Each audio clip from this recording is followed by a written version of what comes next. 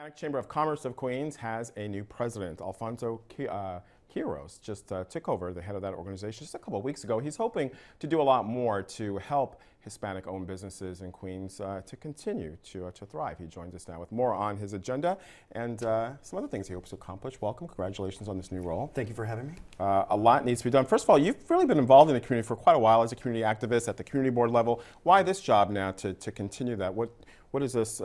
What is it about this organization that you think really is something that you wanted to tackle?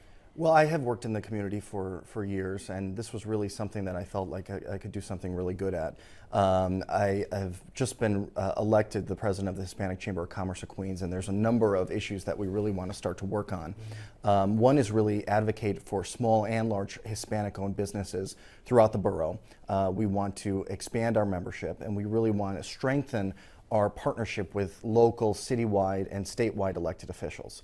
And within that, we have really a couple goals. We want to, number one, make sure that the streets are clean and that they're safe. And the reason why we want to do that is because we feel that if the streets are clean and safe, more people will be able to shop there, more people will be able to visit there, and then the businesses will be able to thrive. It's that simple in some ways, just cleaning the... Sometimes it's really that simple. And one of the things that we're going to be working with, that we really want to work on, is expanding the 82nd Street Business Improvement District. And what that will do, right now the 82nd Street bid has about 2 blocks that it encompasses. And what we want to do is see an expansion along Roosevelt Avenue up to about 104th Street.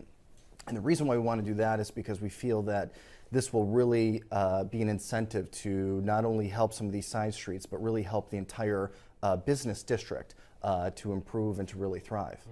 We'll talk about Roosevelt Avenue more in a second. What are some of the specific needs of Hispanic business owners, and how do they differ from other business owners? Small businesses and small Hispanic businesses are really the bread and butter of the city's economy. When they do well, the entire city does well. So we want to focus on making sure that Hispanic businesses can have help with trying to deal with city agencies. We want to be used as a resource to help them succeed.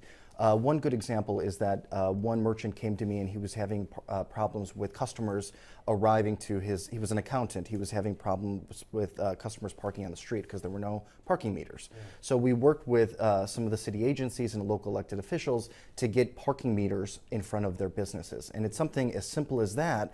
It sounds simple, but what it did is that it freed up space for new customers to come in and to be his customers and to come in and out.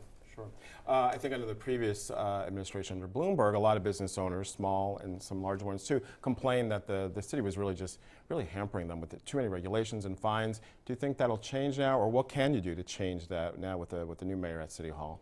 Well, we're really excited about this new administration, and we want to work really closely with them to try to help these businesses improve.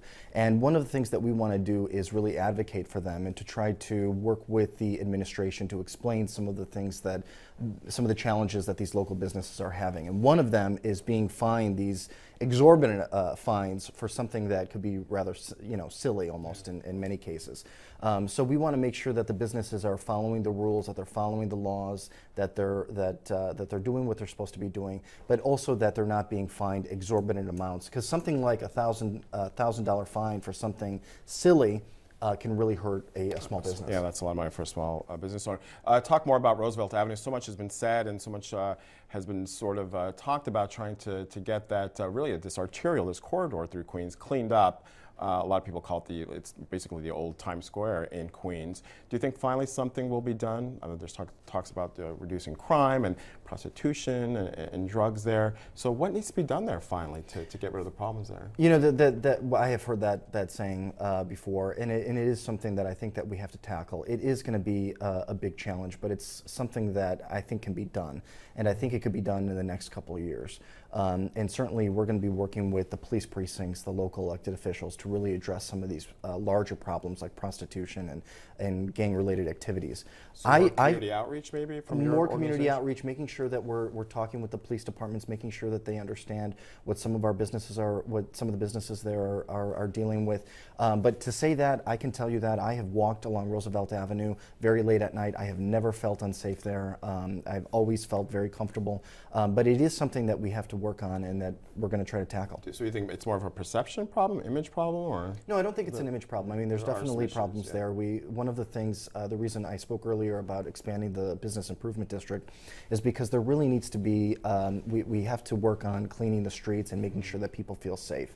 And that can be an issue for some people. So that is something that we believe the expansion of the bid will be able to do. Well, a lot of work ahead. Best of luck to you. We, again, congratulate you, and hopefully you get a lot of things accomplished there. Thank you very much. Thank you so much for your time.